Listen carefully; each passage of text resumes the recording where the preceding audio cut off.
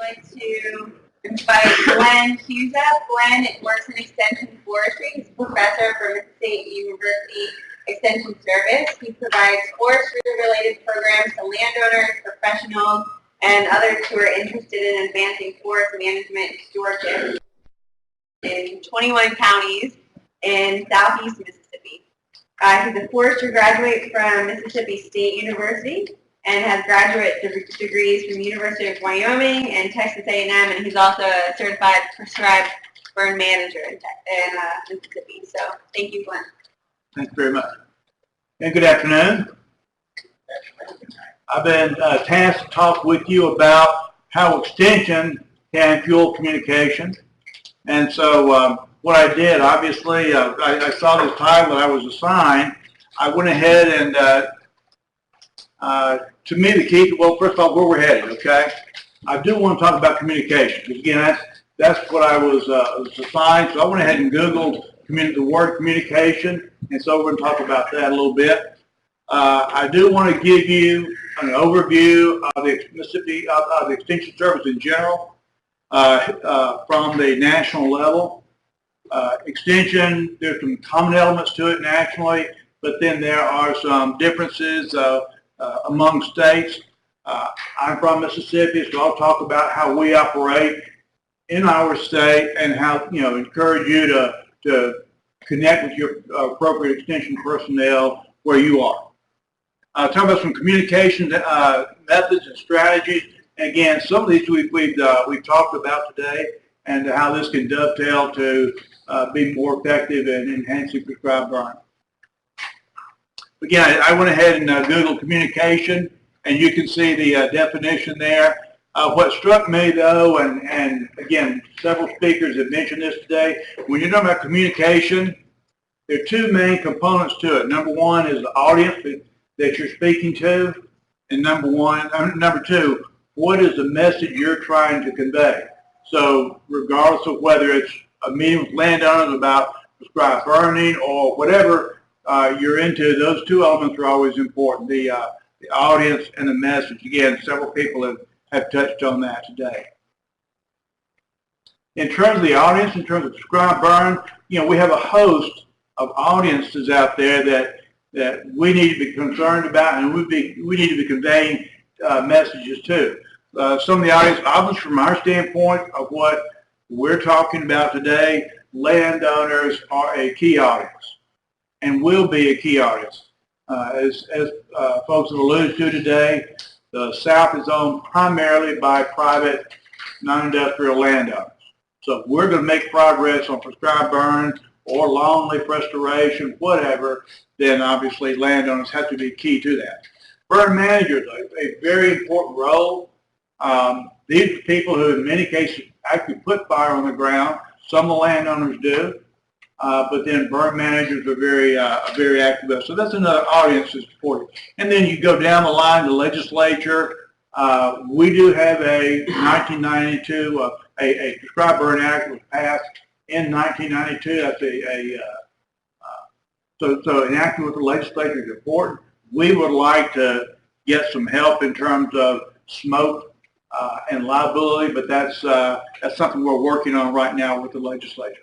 Local leaders, people, supervisors, they can make some decisions that affect you. Your local interest groups, whether it's Audubon Society, whoever, they're interested in smoke and habitat, and then there's the general public as well. So again, a host of audiences there.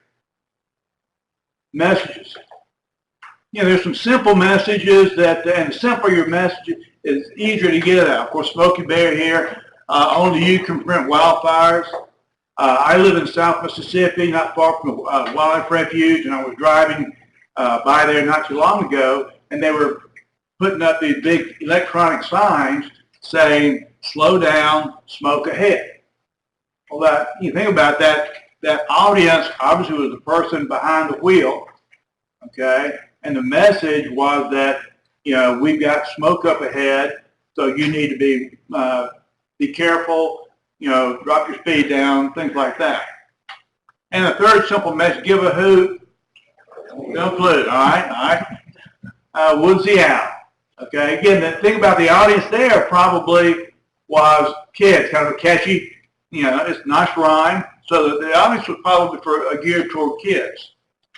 Then we move into prescribed burning. And when we get into prescribed burning, our message can get more complex. Okay, and there was a survey. Let me see how my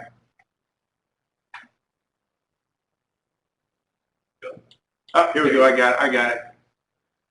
Down here, there was a survey. It was a joint survey done by these folks down here, two different polling associations, and they tested a bunch of different messages. And the one here that had about 50% very convincing among the audience that they surveyed, and I'll read it for you guys back. I'm not sure if you can read it, but it says. Many types of plants and animals need wildfire to survive. Periodic fire stimulates growth, reproduction of plants, provides wildlife habitat, and ensures healthier natural areas near us. Well, 40% of the public that they surveyed found that a very convincing argument for having prescribed fire. And so, several take-home messages to me is that that's a fairly complex message. But, we had a pretty good, I'm about to say survival rate, that's not the right word, pretty good reception, if you will, for that. But, one of the points they made was you need to have the human element, in this case, near us. The more you have human element, the more important it is. If you eliminate that human element, it comes off sounding like a radical environmental group, for lack of a better term. Okay, most of the people just think that you're trying to do the habitat, and that doesn't have any effect on them personally. But here, on the other hand, we've got people in there, you got humans in there, so that's something that's useful. Okay, I'm with the Extension Service. I'm assuming that some of you do know about the Extension Service and work with them on a regular basis. I'm going to assume, however, that some of you maybe don't. So I'm going to go over a little bit of the background of the Extension Service. It began back, the initial legislation establishing the land grant institutions goes back to 1862. That was the Morrill Act. And what that did was establish what we call today our land grant institutions. And these are institutions that were established for a host of reasons. The two main ones for our purposes are for agricultural and mechanical sciences. Several years later, there was the 1887, the Hatch Act was passed. That created our experiment stations to dovetail with the Morrill Act. Then in 1890, the Morrill Act was revised, and what that basically did is that either granted land grant status to our historically black colleges and universities, or where they did not exist, they created. So, and so a lot of times you'll see us in land grant, we'll talk about the 1862 institutions or 1890 institutions. And so that's, in some of the, when folks are talking about land grant institutions, that's very common verbiage. Anyway, so the next key year and act is 1914. Now we're getting to the Extension Service. This was the Smith-Lever Act. That did establish cooperative extension, and the purpose of that was to take that research that was conducted at the university and then disseminate that to the users, to the end users across the states. So that was the purpose at that time, and that remains the goal of Extension Service. We're supposed to, then, and we do now, we're supposed to provide unbiased, science-based information from our clients. Sometimes what we tell them they don't like, particularly when you're talking about timber markets over the past 8 years, okay? But it is what it is. So we provide unbiased, science-based information.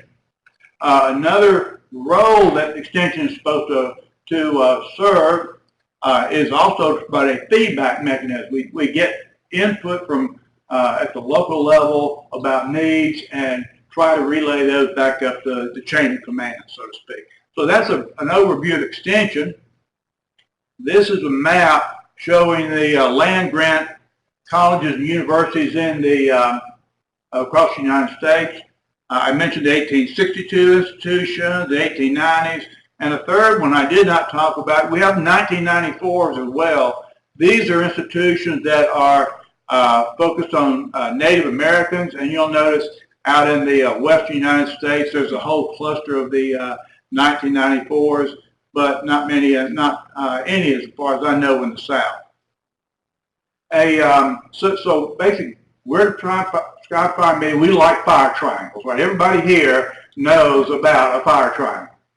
And extension is the same thing. If you think about that, the roles, the responsibilities for extension, one of those triangles is the federal component, the federal agencies. The second part of that triangle are the states, the legislatures to provide funding. And then the third part of that triangle are the universities. So that federal, state, and university system is what comprises our land grant institution. I would also note here that this shows the land grant, but in terms of forestry, what we also do have is we have kind of we have Bill Hubbard, his office, and what Bill does is he is a regional forester for all of the extension forestry programs in the South. So we created an additional layer and put Bill in there, and what he does is he helps the individual states in the South facilitate with Washington a little bit better. So I had to put a plug for Bill in there. At the national level, Extension Service has 4 main program areas. They are ag and natural resources, and this is primarily where your prescribed fire will fall. There's 4-H, which is obviously your youth, then consumer sciences, and then your community and economic development. Again, these focus areas across the nation are consistent. All states have these 4 focus areas. What is different is how the individual states then how extension functions within those states. That can and does vary widely. And I'm going to tell you, I'm not going to give you models for a whole variety of states.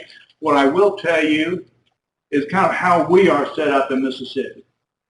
Again, you can better determine in your state how you're set up, but this is not an unfamiliar model for a lot of states. What we basically have, we have 82 states in our 82 counties rather in our state, 82 counties, and so each county has 2 extension agents, at least 2 extension agents. One of which is the county agent, and that person has ag and natural resources responsibilities. That will be the person, I think, that you and all of us in the prescribed fire community, we need to get to know that person if you don't already and involve them in your efforts. So that county agent is a very important person for you. Again, I would note that the county agent generally has an ag background. He or she may have a dairy and animal science background, an agronomy background, whatever, soils, insects. But that's not what's important. What's important is that they live in that community. They're trained in some aspect of biological science. Okay? So, but they're also trained to understand the needs of that community. So they're very good at understanding the needs of the community, and even some of these county agents that do not have a whole lot of forestry background in heavily forested counties, they realize that forestry is and natural resources is a huge part of that county. And so they're very good at working with us to promote the education that needs to be promoted. Okay, so then some of the counties, by the way, provide some financial support to operate that offices. Then we have also another category of agents. These are area agents. They're operated out of the county, but they cover a a multitude of counties. You'll generally have an agent, for example, in horticulture. So he or she may cover 10 or 15 different counties, but their focus is only on horticulture. Or it could be livestock.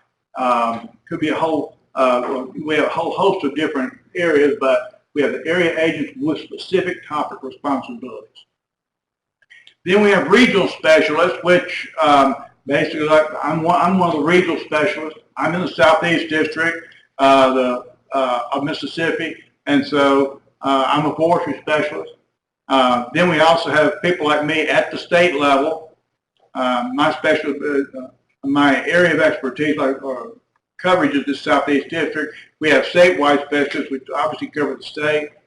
We also have 4 research extension centers. So that's kind of how we are physically set up to help people in our state. Communication methods, a whole host of ways that we get words and we get information out to people. You can see a whole variety of publications on the left-hand side. We have Extension has a whole electronic media section. We have people that specialize in TV. These are them filming they're filming a shot with some landowners of the year, by the way. And they have a program called Farm Week that comes on every week. So they do a very good job of that. We also have a radio program, and they have 2 programs, Farming and Family and Southern Gardening. So they do an excellent job there. Whole host of print, web, and social media. They're doing more of that, but we're finding that really, and it was mentioned earlier, I don't do a whole lot of social media because of the demographics of our clientele, and that's what I was hearing earlier. Okay, but if you're a 4-H agent, then it's a different situation. So a whole host of communication methods. Okay, strategies for reaching landowners. This is huge and critical. And folks, the first one here, the peer-to-peer, we've heard several people talk about that today. And to me, this is the most effective way of getting people, for example, to a program or to learn about a practice such as prescribed burning. If you have people that talk across the fence, if you will, to different landowners, that's probably the most effective way of, if I'm a landowner, I have a fellow landowner, my neighbor, I say, Jim, there's a program, by the way, going on next week. It's about prescribed burning. I know you're interested in wildlife habitat, and this can do a heck of a job for wildlife habitat on your place. I think you need to be there. It's that kind of across the fence discussion that can really have some value. So that's why that's number 1. Well, how do we get that? Well, we facilitate that because we in our state we're fortunate to have county forest associations throughout all of our heavily forested counties. And so those of you in other states have different types of setup, different types of organizations, but you have some sort of organization probably similar to this. And so using that's a group of landowner organizations, that's a group of landowners. They already exist. We work very closely with these folks. And so that can then facilitate the peer-to-peer communication. I mentioned earlier, a question was asked, we have purchased a tax roll for every county. And in the state of Mississippi, there's a category under the tax roll called uncultivated ag land. And uncultivated ag land is going to be either forest land or pasture land. So if we do a program, we will go ahead and send out tax rolls to the host county and to all adjacent counties as well. So people will get a brochure from that tax roll. People also get a brochure if they belong to the County Forest Association. The county agent has a forestry mailing list. You will get a brochure if you're on that forestry mailing list. And it is larger than just the County Forestry Association list. So if you're a landowner in a county where we're doing a program, you could get up to three brochures for a program. I'd rather you get multiple than miss you. Okay? County agents do newsletters, And folks, all of the work that we do here, particularly when you're looking at fire, and I was talking with somebody earlier, of all the programs that we do, fire is the one that just absolutely has to have the greatest amount of participation from the different partners that are involved in this, whether it's the Mississippi Forestry Commission, Forest Service, or whoever. We've absolutely got to have those, and consulting sector. Obviously, we have the websites and social media to get information out. A lot of people do go to our website, and we have our all of our upcoming courses listed. There's a quote here from Gifford Pinchot: inform the public first, last, and always. And that's basically what we try to do.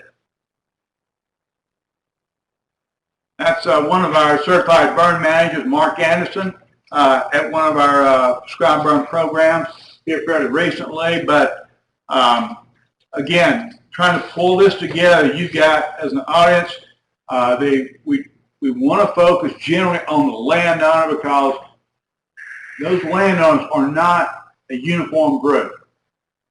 Okay, yeah, they've got some uniformities to them, but they have different financial conditions, they have different objectives for their land, different skill sets. So that's one of the reasons that, you know, your message may resonate with one person and may not with another.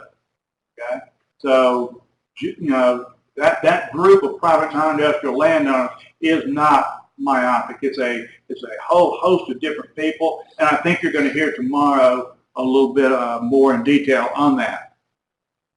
So that's the landowner. But then when you go to that messaging part, what are you asking them to do? If you got a burn ban on, well, it's too dry, don't burn. That's a message. That's a fairly straightforward message. If you got a program coming up, tell them you got a prescribed fire program coming up that improves wildlife habitat, they'll benefit from it. So again, you know, think about your audience, think about your message you want to convey. Or if you've got a program, for example, Fire on the 40 is a good prescribed burn program we have in Mississippi. You know, you can give them a phone number if you're interested in the Fire on the 40 program. And I believe you're going to hear more about the tools for educating landowners effectively. If you don't know about that, it's a really great resource to go to. We've used it quite a bit. Basically, you're able using that to define and to develop a publicity effort. So getting back to the county agent, folks, use the county agent. Again, this person generally has a background in agriculture, but he's really interested in the needs of the clientele. And so it's best if you get that person involved at the beginning, has some ideas and resources he or she can bring to the table. And I know you're looking at a picture, you're wondering why that guy is holding that baby. Well, that's county agent, and we are actually doing an urban forestry program. It's Tim Ray is the county agent, and it was an urban forestry program. It had nothing to do with prescribed burning, but a lady came and had that young baby, and the baby was asleep initially, but then the baby woke up and began fussing, and Tim just, you know, took the baby and took care of the baby while the lady went ahead and did the urban forest inventory. So that really was not in his job description, but you know, he did what was needed. He took care of his clientele. So in summary, folks, Extension Services is here to help you meet the needs, your needs, and needs of the clientele we have across the state. These ag and natural resources people are very important. They can help you with your burning programs and your burning initiatives. We can help communicate to the public using a wide variety of methods, and some sort of detailed public relations strategy is really critical. We've heard a lot about that, and we will hear more about that, I'm sure, before this is over. So with that, I appreciate the opportunity to come talk to you.